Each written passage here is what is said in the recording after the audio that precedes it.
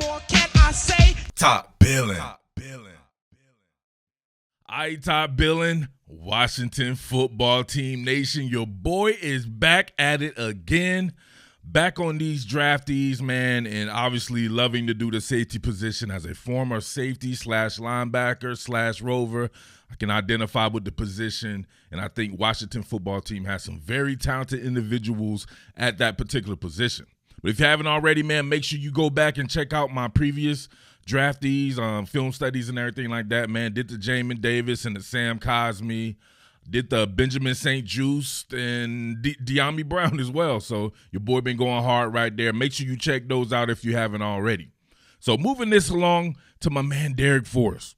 Now, Darrick Forrest, I really like from the University of Cincinnati. I consider him kind of a tweener. Even the style of defense that they played at the University of Cincinnati allowed him to be a tweener to where he had a myriad of different roles. And I can honestly see him pushing my boy Landon Collins off the roster next year. Hopefully that's not the case. Hopefully everybody can all be involved, but come on, man. You're not going to have too many people at the same position, so you have to always look at it. But he would have to play himself into that position, and it's better said, right, or it's easier said than done. So a guy like Landon Collins, and we talked about the safety position on my last content item, which was my Washington football scheme video podcast, or whatever you want to call it like that. Make sure you check that bad boy out too. And I talked about Landon Collins and maybe not fitting Jack Del Rio, Ron Rivera's scheme. Probably not a scheme if he were a free agent that he would have gone to. Definitely different schemes that he fits a lot better, if you're being honest about the situation. But that does not mean he is not great. He had a bad year last year trying to adjust to this particular scheme. Some of it his own doing, like shoddy tackling. Never been a good man coverage guy. So that's the reason why he wouldn't be in a scheme like this. You're better off dropping him in, letting him roam sideline to sideline and just be a playmaker. Very similar to a Jamal Adams. If you had Jamal Adams in this particular scheme trying to do some of this stuff, he wouldn't look as good as well. But you put him out there in Seattle, have him do what similar stuff like a Cam Chancellor did, or even go outside of that, man, do a lot of blitzing and stuff. He's worth his weight in platinum to me. So Landon Collins could have a very good year if they're playing this big nickel situation, right? They're scheming it up that way with a 3-deep shell, having him dropped in. He can do some things. He's not going to be a Kam Curl who can cover man-to-man. Kam Curl is a former cornerback in college who was converted to safety. Think about that. He's not going to be able to be posted like a Bobby McCain, not that type of a safety. Definitely not a free safety in the league. So, but they can all gel together. And Darrick Forrest can do a little bit of pretty much each one of those guys that I named. So that's why I think that he is a very good fit here. If we're talking about positional fluidity, Darrick Forrest, that is that dude for sure. So hopefully it doesn't come at the expense of my man Landon Collins. Love that man. You heard me tell the story before, covered that man. The bulk of my career as a football analyst at a myriad of websites usually was spent covering Alabama. So I covered him back like 2015, 2016 and stuff like that. The guy's a phenomenal player, and you know I keep an extra eye on the safety position. He is that dude. And his mom's is fine as hell, I ain't gonna lie. For people of the fans of college football, you know that man's mom is fine. She did not want him to go to Alabama. She wanted him to go LSU, and she was like, go Tigers, Tigers #1. But she was, you know what I'm saying? She was bad than a month. Make sure you check that out if you haven't already there. But Landon Collins, Darrick Forrest, Bobby McCain, of course, Kam Curl, and then you got guys like Troy Apke, DeShazer Everett, Reeves back there as well. A whole bunch of different guys there, so we have to see how that shakes out. But, man, we could – matter of fact, before I get into little Darrick Forrest, just to see some of the stuff that you do with these coverage shells here. Man free right here. They're in their nickel set. You got, looks like, Darby, Moreland, Moreau, and then you got your safeties here. You're going to have Collins right here, backside into the boundary. And then you have, of course, Apke here at your post. So you're posting, I want to say that's Apke. We'll see when we roll it, whatever like that. But you're posting, but you're man-free. So imagine this. So obviously Kam Curl would do a lot better in this particular situation. But you can see there's a post safety. It's not a balanced shell at the top. So having somebody be able to work that where would Darrick Forrest fit at in that particular situation? No telling right here. Would you take someone out? Would you take your nickel back out and have him roam, right? Or you would have to take your nickel back and he would have to cover man. You would have to have still Bobby McCain right here. That would be my choice at the post safety there. And then, of course, Kam Curl as your strong safety. So a whole bunch of different ways you can go with that. And then you would have Landon Collins dropped in the box somewhere. Maybe you take one of your linebackers out. It's usually what you do with your close side of your formation, right? Whether it be a strong safety or a Sam linebacker, right? Strong side linebacker. So that's usually the flex in between the different schemes there. Some people would like to run with an extra safety. Some people would prefer to run with a legitimate linebacker, and some people would just have kind of a coverage linebacker, what most people would call like a nickel Sam, if you get what I'm saying. Remember, I'm just showing you some of the things or some of the duties that the safeties have to partake in. This one right here will be quarters coverage, a cover 4. So meaning you can see how much tighter these safeties are playing, and you see that it's a balanced shell right here. But anything that will go vert or will come in their direction, just say if this particular tight end was right here and he were to run right here, you have Landon Collins would convert to man coverage on him. Same thing with Apke right here. You'll see Moreland right here bluff like he's going inside. That's because Apke would have man coverage on anything that goes vert right here from Larry Fitzgerald. And you can tell by the way these guys turn when it goes that they're covering a quarter of the field. You can see them turn right here. You see that? You see how that butt to the sideline, both of these guys? And you can see they immediately right here. So you're covering, you're getting depth right here, but this is going to be quarters coverage there. So a different duty there. Right here, you can see a deep post, right? Posted deep. Your man Troy Apke there, posted, and then you have Landon Collins dropped in the box here where you would probably want him. You can see that this is probably going to be some type of man coverage, and that it is. It's man coverage within the zone principle, since there's no, you don't see Morrow here actually going with the receiver. He's still in his normal spot right here. Normally, if it was man coverage, he would go over. If it was pure man coverage, he would go over and follow the receiver there. So he just gets whatever is coming in that zone right there, and it happens to be the tight end there.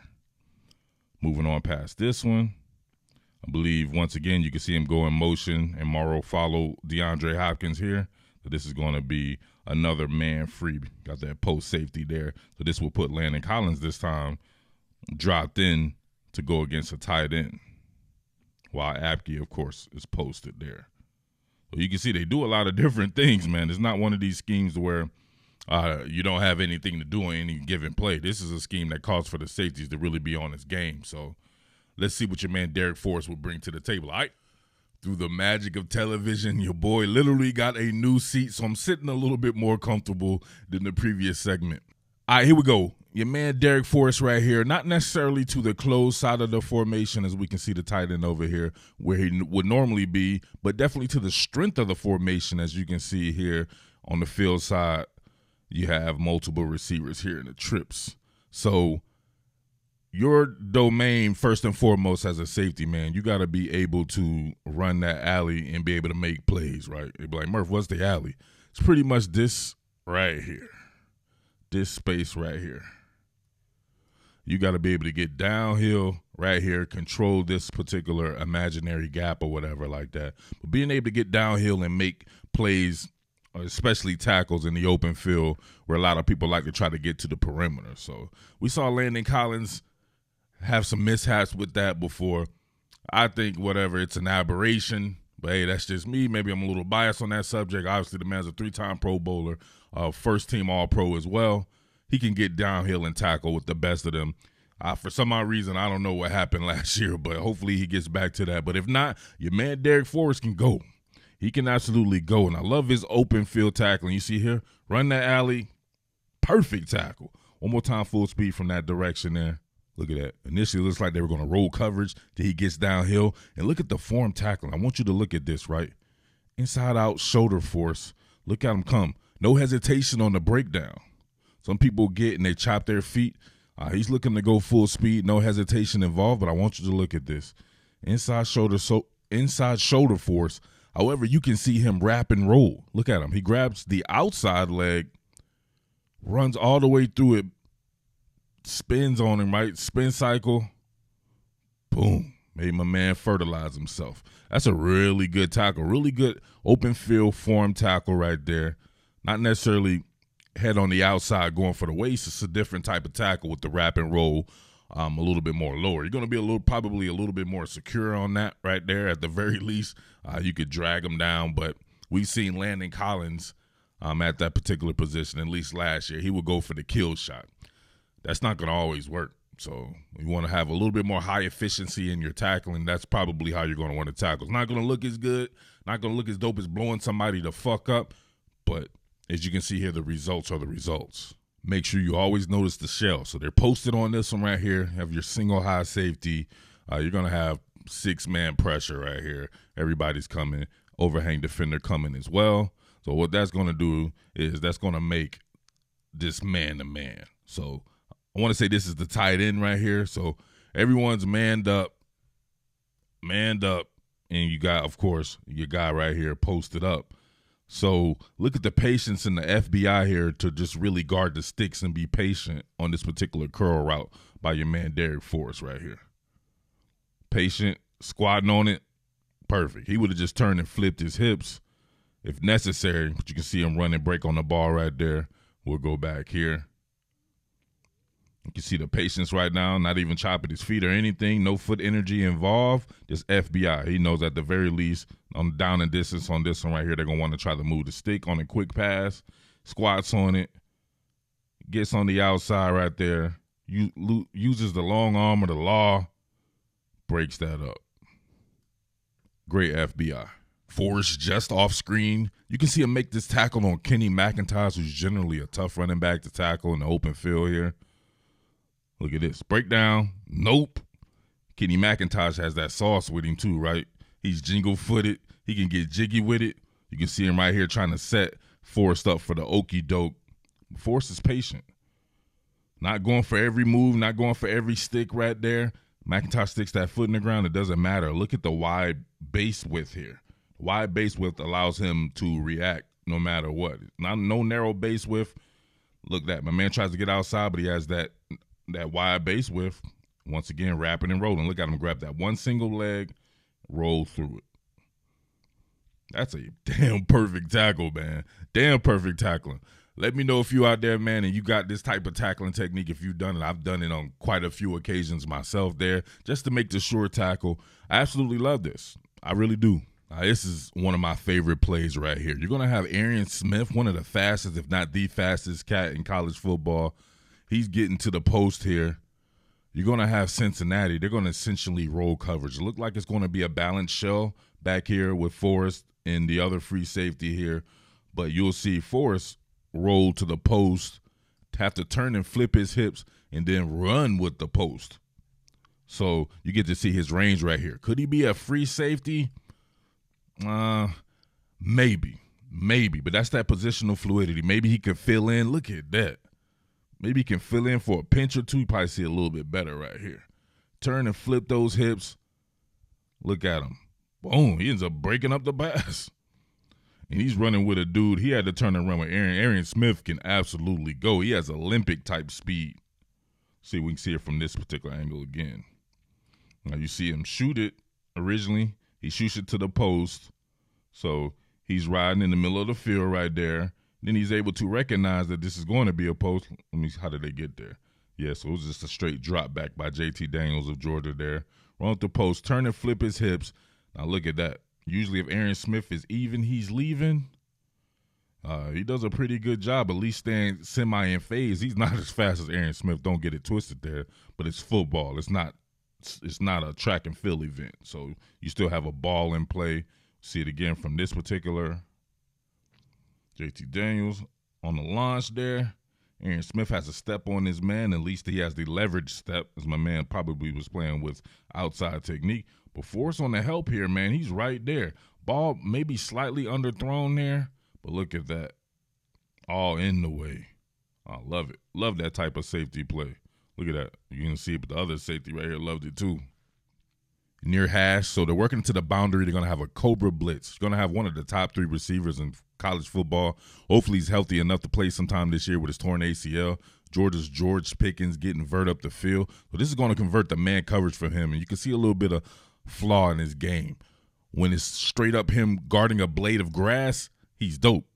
If he has to do something in man coverage, especially with somebody this talented right here, you can see where he probably needs a little bit more of improvement there. So, but Kam Curl has that on lock. Look at that. Already in motion. Look at him. Gets spun like a dreidel. Spinning that man like a damn dreidel. Come on, bro. You're going to have a plan. You're going to have a plan of attack. You come in right here. You're going to have to go ahead and stay with that inside technique because that's what you arrived with. You run what you brung. So he bites a little bit on the cheese. George Pickens sends him a little bit of cheese there. He bites extra hard.